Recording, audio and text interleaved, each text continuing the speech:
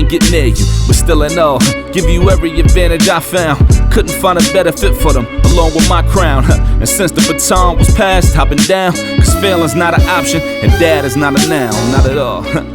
My message to any dad, man, first off, know that, yeah, it is a hard job, but it's the greatest job in the world. I wouldn't trade it for anything. I wouldn't change anything about it. Everything you're doing from here on out, if it didn't have purpose before, now it has purpose. It's the most important thing you'll ever do. Just be a dad. Welcome to another episode of Dad Is Not a Noun. My name is Ishmael, changing the narrative from the color of fatherhood, as well as changing the narrative on the things I care about. And today, I'm truly happy to have this guest on. This is his third time coming on. When I need some wisdom when it comes to the conflict in the Middle East, especially in Palestine, I go directly to the source, to my special guest. I call him, and he is Dr. Zachary Foster. You know, he has his studies in Middle East history, especially when it comes to Palestinian history. And we're going to be talking about the assassination of Ishmail Haniyeh, who was one of the leaders of Hamas, and the significance of that assassination and how it's going to play when you talk about the entire region. Dr. Zachary Foster, thank you for coming on. Ishmael, thanks so much for having me. No, thank you. You know, I'm going to ask this question because I always do. How's your heart? Doing well, thanks. It's been a tough week. It's been a tough 9 months, but thank God I'm doing okay. And that's good. And you're living a life in Mexico. And I want your feeling because, you know, historically, you know, in this United States, we have a tendency blaming brown and black people for failed economic policies from our politicians. And you see this rant about the migrant invasion. You live in Mexico. Like, what are their views of like American views on people in Mexico? You get a range of views. There's obviously a process of gentrification happening, and there's obviously hostility to that. At the same time, the influx of U.S. Americans, Europeans, and others from Latin America into Mexico has winners and losers, right? The winners would be property owners in Mexico who benefit from the higher rents they can now charge. The winners would be really any small business that is operating in the areas that foreigners are moving to, where they'll benefit from, customers who have higher incomes and thus can pay more. So those are the winners. The losers would be people who want to live in the same neighborhoods that the foreigners want to live in. Right. And they're priced out. But for the vast majority of Mexicans living in Mexico City, they're basically unaffected. Right. Because, I mean, Mexico City is a 10, 15, 20 million person metropolis. And the vast majority of the neighborhoods have seen no influx of foreigners or Americans or anyone else. So they would certainly be less affected by the influx. Definitely. And I think the one important thing you were talking about, the gentrification, and when that happens, everything goes up. Because I know I read stories and I watched videos of how, you have Americans go to Mexico for procedures that's so expensive over here. And so because of that, the price goes up. So you have people that live in Mexico, those prices go up. They can't afford it. Yeah, I would say the same thing about the medical tourism industry, right? There's going to be winners and losers, right? The winners will be the dentists, the doctors, the surgeons, right? The people who are able to benefit from this increase in demand from the north. And obviously, let's say I'm not sure what the impact would be in your average Mexican. Perhaps the high income Mexicans may see an increase in the cost of private healthcare because there's a higher demand, which will drive up the prices. So again, every phenomenon has winners and losers, and the same would be true of the medical tourism industry.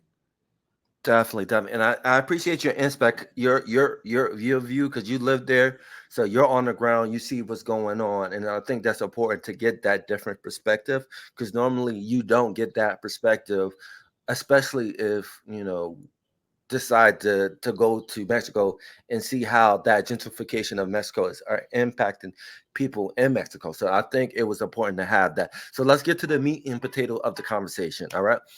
Recently, the assassination of Ishmail Haniyeh, who was the one of the leaders of Hamas.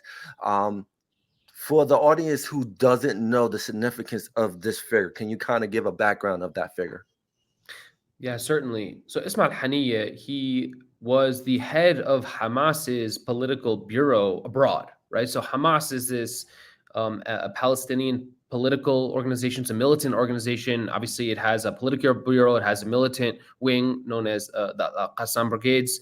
And Ismail Haniyeh was based in exile, like many other Palestinian Hamas leaders, because they were expelled from Palestine, and that's why they live abroad. It's not that they chose to live abroad; it's that they were forced to live abroad.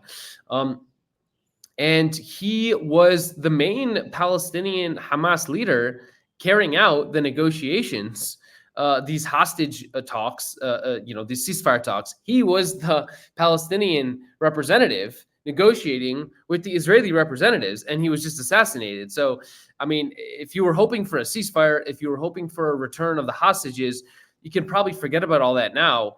There's nothing quite like killing the other person at the negotiating table as a strategy for bringing an end to the talks. So that, I mean, that in my view, that was pretty obviously the reason behind the assassination, was that we have a prime minister in Israel, Benjamin Netanyahu, who cannot end the war. He cannot come to a hostage deal. He cannot agree on a ceasefire, because if he does, his coalition partners, Bezalel Smotrich, finance minister, and Itamar Ben-Gvir, security minister, they have already stated multiple times they will bring down the government if there is an end to the war.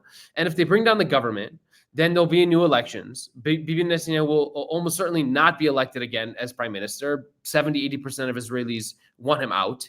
And if he's no longer prime minister, he will go back to court, where he faces 3 trials, where he's on charge for bribery, corruption, and breach of public trust. And I think the consensus is he'll probably be convicted of those charges, which will which quite likely will land him in prison. And so for Bibi Netanyahu, the options are more war or prison. And so for Netanyahu, the best way to continue the war, to ensure that there is no ceasefire, to ensure that the hostages never come home, is by killing the person you're negotiating with. And that's exactly what we just saw this past week. Right, and again, there's conflicting stories of what's going on. Some the Iranians saying that it was an airstrike from Israel, and then there's another story coming out saying it was a planet bomb in the place he was staying that was there for 2 months, and so they knew where he was staying, and so as soon as he was in that part, that's when the bomb went off. So again, when you get into the fog of war, it's the battle of disinformation. Like, what really happened? No one knows. The only we know is that the Hamas leader is dead, as well as Israel took credit of the assassination of Hamas leader in Beirut, and they took credit for that, but they haven't took credit on this. So it's like, what to believe. And again, the conversation we have, I'm gonna put a disclaimer out there. This is not an anti-Semitic conversation. This is about talking about policies that impact people in Palestine. Okay. Again, like we talked about in the first episode, is that when you dehumanize people, you justify the act. This is no different from South Africa, like we were talking about last episode. No different to what happened to the Native Americans. This is no different to what happened to Africans in America. It's the same current theme, is that when you dehumanize people, you justify the act of horrendous acts to a people that you don't think that are human beings. Yeah, that's exactly right. We've seen now for more than 9 months, almost 10 months, We've seen every Israeli military and political leader and media pundit dehumanize Palestinians. This is sort of par for the course in Israel, comparing them to cockroaches, talking about how there are no innocent people in Gaza, holding all 2.2 million civilians collectively responsible for the actions of a few hundred or a few thousand militants. That has been the retort in Israel for almost 10 months now. So going back to the assassination of Ishmael Haniyeh, what do you see what's going to happen? Because I know a lot of people expecting Iran to fire back. Because if we go to Iran's account, they assassinated a political leader in a sovereign state. I know a lot of people look at Iran as a regime, but it is still a sovereign state. And so being a sovereign state, they have a right to attack back. So what do you see happening next? It's anyone's guess. I think my assessment right now would be that Iran is obviously going to strike back. They had sponsored and supported Ismail Haniyeh and Hamas for many years now, and so obviously it's a huge affront.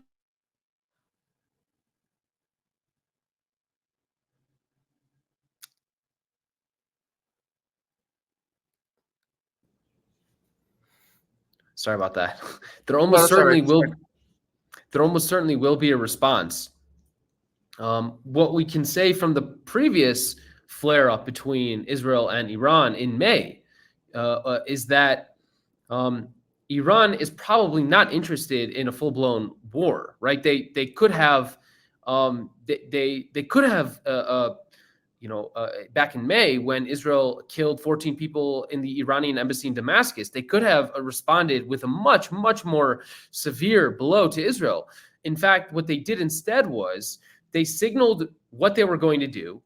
For 14 days, they told the U.S. administration, this is exactly the counter strike that we are going to make. These are the weapons we're going to, these are the sites we're going to attack.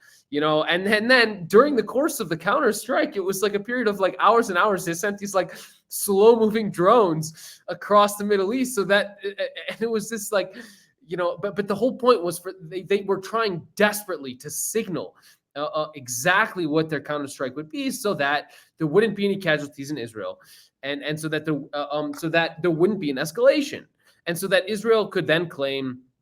So that the U.S. administration would be able to hold back Israel on a counter strike to the counter strike, and that's exactly what happened. So they had no interest in a wider war or in a more serious escalation. And I would say that would be my expectation again this time around. I don't think Iran, wants a war. The Iranian economy is suffering from inflation. The Iranian people are suffering from the sanctions that have been imposed on them. So and the regime is, I don't think is interested in a wider war, and they've signaled that multiple times over the past many months. So we will see what will happen, but as is always the case, whenever you're dealing with such hostile, belligerent actors as Israel, who have no qualms attacking Yemen, attacking Syria, attacking Lebanon, attacking Iran, attacking pretty much all, continuing the genocidal war in Gaza, continuing to double down on the assaults in the West Bank. We saw just today there have been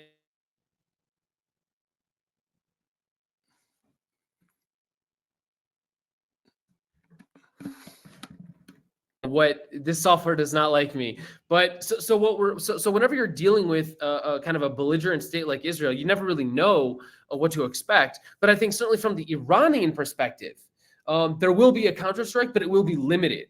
Because Iran has clearly signaled its desire not to escalate into a full-blown regional war. Right, and I agree with you 100% because they can't afford it, like you're saying, because economically it doesn't make sense for them to go on a fallout war. And then number two, also you have a portion of that population that want to push that regime out of power. And so they're trying to play two folds where they want to show strength. Because when, the people that's trying to push him out of power see that, the king is naked, they're going to take a full advantage of it. So that's why they're trying to play two folds with the situation. But I equate this to they're not two similar people, but I would say this is no different than if Fidel Castro was in Russia and the CIA finally assassinated Fidel Castro in Russia. I would compare that to this scenario. What are your thoughts? Yeah. I think your analogy is apt. That would be, yeah. I mean, I think it's even worse than that, though, right? Because the difference between Israel Palestine and United States Cuba is that the United States is not occupying Cuba, right? They may be imposing devastating sanctions on Cuba, which no doubt have led to tremendous suffering in Cuba, totally unnecessary too, right? And so I don't know what the right word is, but but in the case of Israel Palestine, it's not that Israel is imposing sanctions on the Palestinians in Gaza and the West Bank. They're occupying them. They're imposing an apartheid regime on them. And now they're carrying out a genocide against them.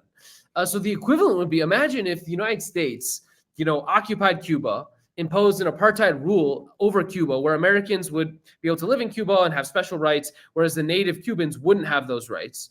And then on top of that, like say maybe half of Cuba, they're like, you know what? The Cubans on this side, they're, they don't like the apartheid regime we've imposed on them and they're resisting. So let's just slaughter them all. That would be the equivalent. But it's a good analogy. Yeah, because when I'm thinking about that, I think about the history of Puerto Rico. And when I think about the history of Puerto Rico, is like in the early days, they asked for the United States for help against the Spain regime in Puerto Rico. The U.S. helped, and you would think they're like, all right, we're going to leave. U.S. like, no, we're going to stay. You got some resources that we really, really want. And so we helped you out. So what we're going to do, we're going to dictate your government. We're going to dictate everything. And some people are confused of like the history of Puerto Rico.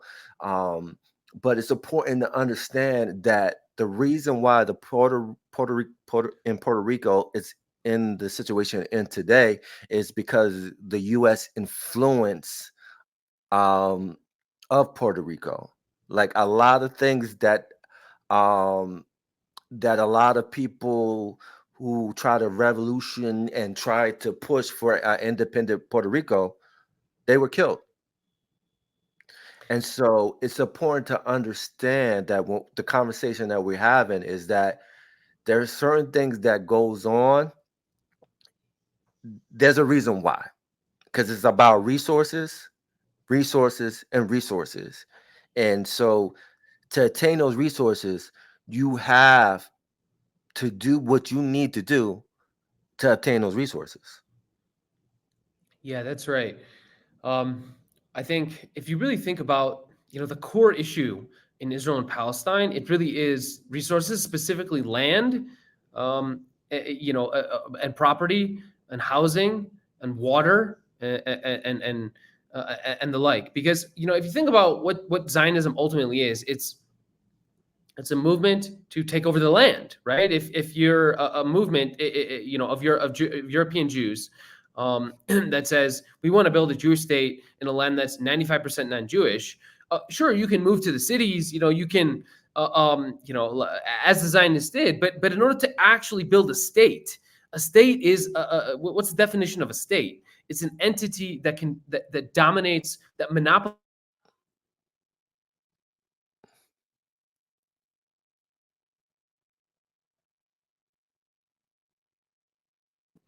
You don't do that through a kind of let's say moving to the cities. You do that by taking over the countryside, the land, That's how that is ultimately how if you think about what a military does when they invade a foreign country, they occupy and hold land.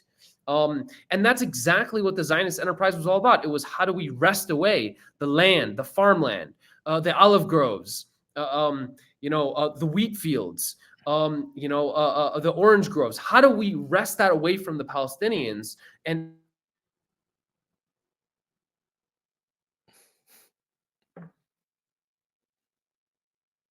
this year. That's the process that's ongoing in the West Bank and Gaza today. It's every single day you have settlers in the West Bank, taking over hilltops, preventing Palestinians from grazing their flocks of sheep and their flocks of goats, and taking over that land. And so that's kind of the ongoing process that you see. And then if you look inside Israel, it's the same process. Something like 93% of the land of Israel is off limits to Palestinians. They can't buy, own, or rent that land, and that's because it's state land, right? It's land owned by the state, and the state doesn't want is serving the interests of Jews, right? The nation state law of 2018, right? It's all about Israel's all about building a state for the Jews and ensuring Jewish prosperity and ensuring Jewish development and ensuring Jewish safety and security. The Palestinians are just not part of the story. They don't matter. They're completely irrelevant, and to the extent that they resist, then they're a problem and they need to be removed, if not killed. So this is the essential nature of the Zionist enterprise: is domination of Palestine's resources for the purposes of establishing a Jewish state. And so I think you nailed it. Yeah, and I think it's important too. Again, I'm going to emphasize this again until people understand this is not an anti-Semitic rant. This is just a conversation about, being against policy that impacts people. At the end of the day, it's not the despise of Jews, nothing like that. It's policies by the alt-right of that group in Israel that impacts everybody, because there's a population in Israel that's against what's going on with the Palestinian. Unfortunately, they're not in power, and the people in power are the one that's causing this atrocity that's going on to the Palestinians. As well as I want your thoughts on, recently you had 9 IDF soldiers charged with the abuse of a Palestinian prisoner. Even though this is news, is not in the mainstream media, but it's out there. It happened because the gentleman did a video of the injuries he had. And so I want your thoughts on that. Yeah, ever since October 7th, the Israeli army has been detaining Palestinians from Gaza, some of them members of Hamas, some of them completely innocent. They've been detaining them in a prison known as State DINAN. And inside that prison, they are holding Palestine. Basically, the average Palestinian detainee has to sit up straight. They're basically they're cross-legged. Their hands are restrained 24/7. Their legs are restrained 24/7. And so you've seen these images of the Palestinian prisoners released. They essentially have these permanent marks on their arms. In multiple cases, they actually had to have their arms and legs amputated because of the infections that were caused by the restraints. Okay, so that's kind of like the average prisoner is basically having their arms and legs amputated and being in these very uncomfortable restrained positions 24/7. We have reports where that they're allowed to go to the bathroom like once or twice a day. One roll of toilet paper is shared among 300 prisoners for an entire week, right? So just these absolutely inhumane conditions. And then on top of that, when during interrogations or during your punishments, individual prisoners are taken out and tortured. The beatings, sexual assault, where their rods stick up their anus. I mean, we're not talking about 1 or 2 prisoners. We're talking about dozens. We have multiple reports.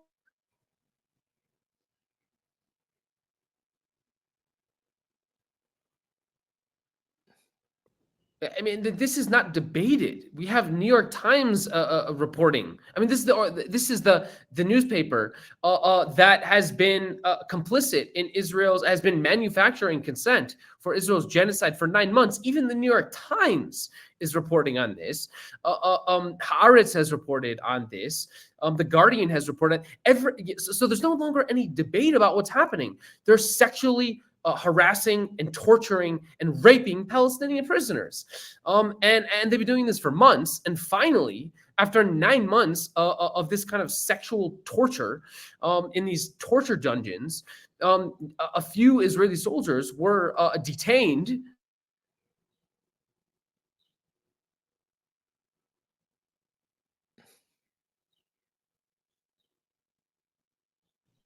Dozens, if not hundreds, of Israelis showed up to this military prison in what amounted to a riot, a prison, basically trying to break out these Israelis, these Israeli torturers from prison. I mean, so what you have is, and not just your average, it wasn't just Israeli citizens, you had elected members of the parliament in Israel show up and riot, demanding the right for Israeli soldiers to rape Palestinian prisoners. That's where we're at in Israel.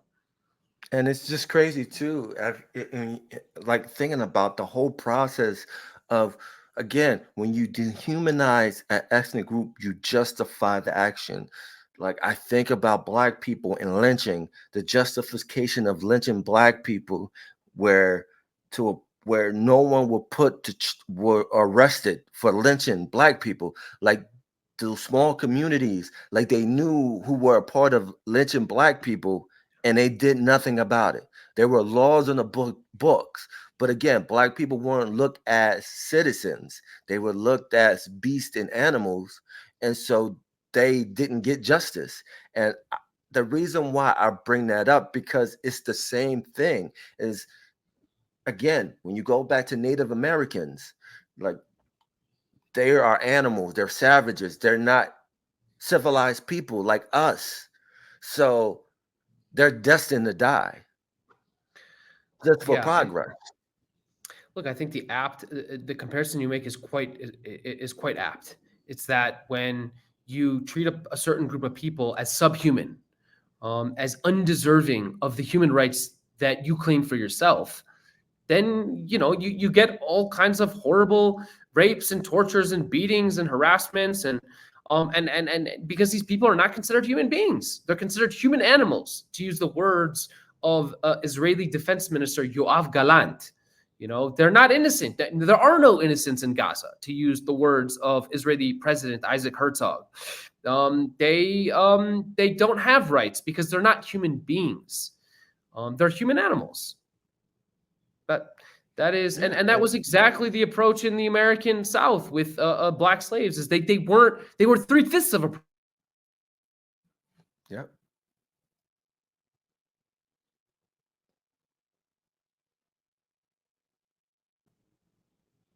And so it's a very similar situation. You're absolutely correct. Yeah, and it's just sad. It's just frustrating to see that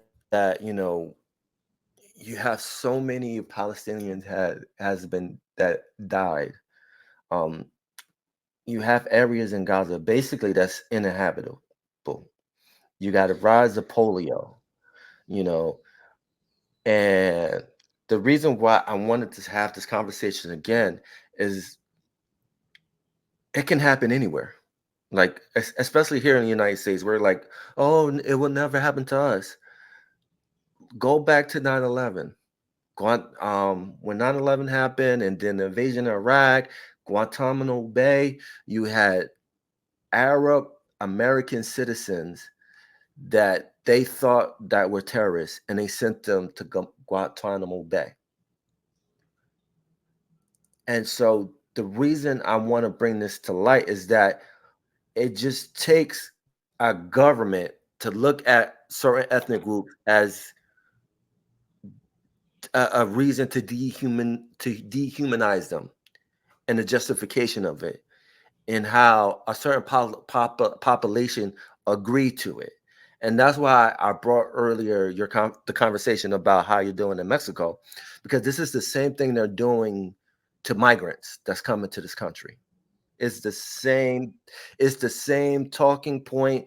Talking, saying they're savages, they're animals. We need to deport them. This and that. It's no different than what's going on with people in Palestine.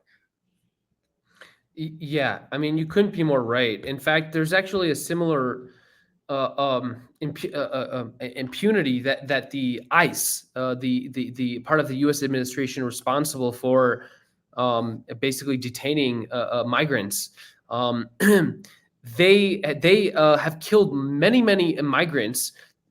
Chasing, they're chasing a migrant who's crossed the border, and they use live ammunition. They fire on these people, and they have killed multiple. I think a couple of dozen migrants have been killed.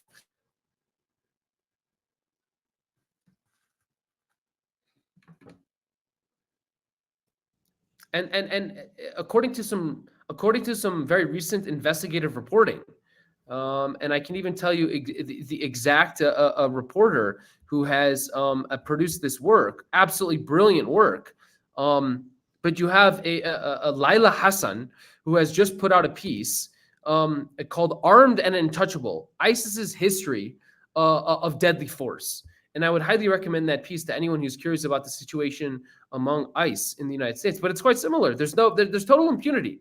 They kill migrants and face no repercussions whatsoever. And look, it's a similar problem in Israel, right? Where there's just total impunity for acts of violence carried out against the other. Right. Yeah, and it's just scary because if you go back to your history, you talk about the history of the United States doing large deportations of people of Latin descent, right? I brought this up from a last conversation I had with a good friend, as I bring back Hubert Hoover, who deported over millions of Mexicans back to Mexico, and they blamed Mexicans for the depression, and 60% of those were American citizens. All right, and then later, like a couple of many years later, they had Operation Wetback. Yes, there was a policy in America called Operation Wetback, where again they deported a large amount of Mexicans back to Mexico to blame them for the economic woes that politicians put in place, but they blame brown and black people for those situations.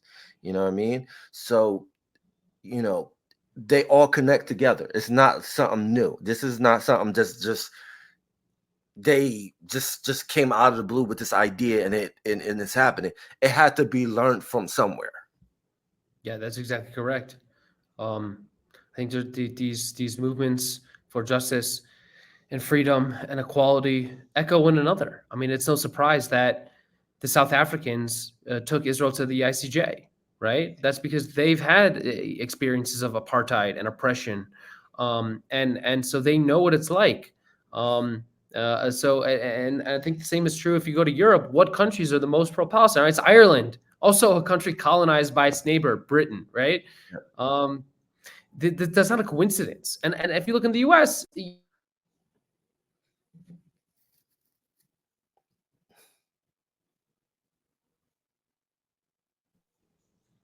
the communities in the United States who have suffered a history of oppression, right? Black people, brown people, they are much more sympathetic to the Palestinians than your average white American, and that's not a surprise. They know what it's like. You look at Jamal Bowman, who was just recently unseated by AIPAC, regrettably. He